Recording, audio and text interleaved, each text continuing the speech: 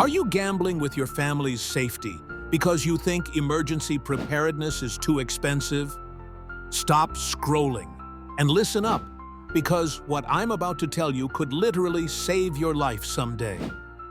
I've discovered how to build a complete emergency survival kit for under $100 that will keep you alive when disaster strikes.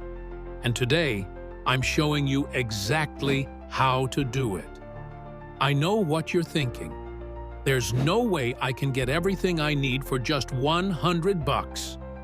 That's exactly what I thought too, until I discovered these insider strategies that emergency management experts don't want you to know. And trust me, by the end of this video, you'll be shocked at how easy and affordable it really is. Here's the reality.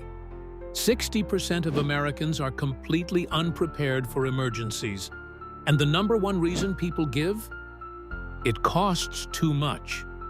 But what's the real cost of not being prepared when a hurricane hits, the power grid fails, or wildfires force an evacuation? Your safety shouldn't depend on your bank account, and today, I'm proving it doesn't have to. Before we dive in, I want you to know that everything I'm showing you is backed by official emergency preparedness recommendations. I've just cracked the code on how to get it all without breaking the bank. So let's get started with the smart way to build your kit. Step 1 is absolutely free. Shop your home first. Most people waste money buying things they already have. Grab that old backpack from the closet. That's your free storage container right there. Check your pantry for canned goods. Hunt down that flashlight in your junk drawer and gather those extra batteries. This simple step alone can save you $30 to $40. Now, for step 2, we need to prioritize the true essentials. Water is your top priority. You need 1 gallon per person per day for at least 3 days. For a family of 4, that's 12 gallons. But here's my Dollar Tree hack. Their gallon water jugs cost just $1 each. So that's only $12 for your entire family's 3-day water supply. Food comes next, and this is where most people overspend on specialized emergency food that costs a fortune. Instead, head to Dollar Tree, where canned goods are just $1 each. Grab tuna, beans, vegetables, and fruit. 15 cans will provide enough food for 3 days and cost you just $15. Remember, these are items you'll actually eat, unlike those expensive emergency ration bars that taste like cardboard. But what about those fancy first aid kits that cost $50? I hear you asking. Here's where the magic happens. At Dollar Tree, you can build your own kit with bandages, antiseptic wipes, pain relievers, and gauze for around $10 total. The identical items would cost you 3 times as much in those pre-made kits. One viewer commented last week that she was worried about staying warm during a power outage. Great point, Sarah. For just $10, you can grab 2 emergency blankets that fold up tiny but keep you surprisingly warm. And don't forget light. Pick up 2 flashlights and batteries for just $5 total at the dollar store. Now, I know what some of you are thinking. What about communication during emergencies? You don't need an expensive emergency radio. Check thrift stores where basic battery-powered radios go for around $15. This will keep you informed when cell networks are down and power is out. Let's take stock of what we've spent so far. $12 for water, $15 for food, $10 for first aid, $10 for blankets, $5 for lights, and $15 for a radio. That's just $67, and we've covered all the absolute essentials. With our remaining $33, we can customize the kit for your specific needs. Have pets? Add pet food and supplies. Have a baby?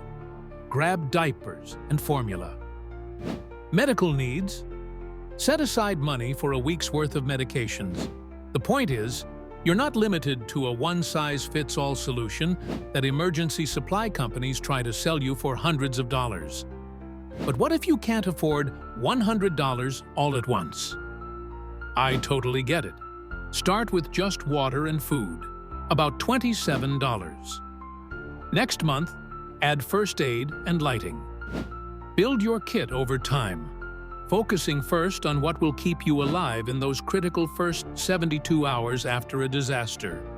Another viewer asked, "How long will this food last?" Great question, Miguel.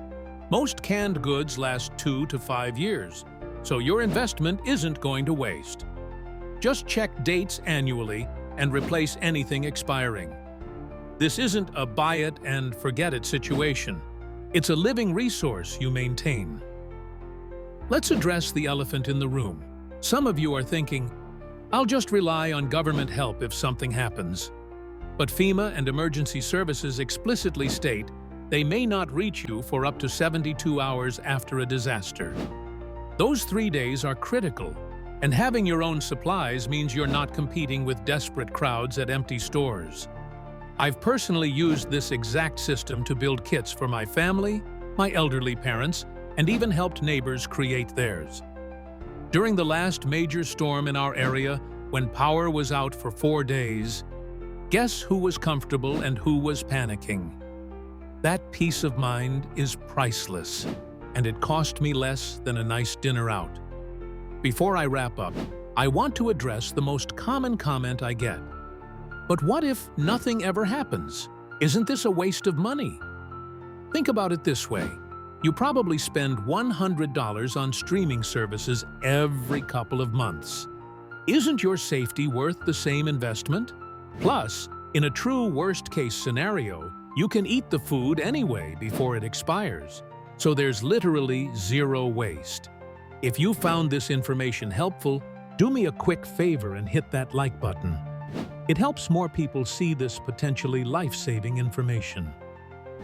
Subscribe to the channel for more practical survival tips that don't require a millionaire's budget.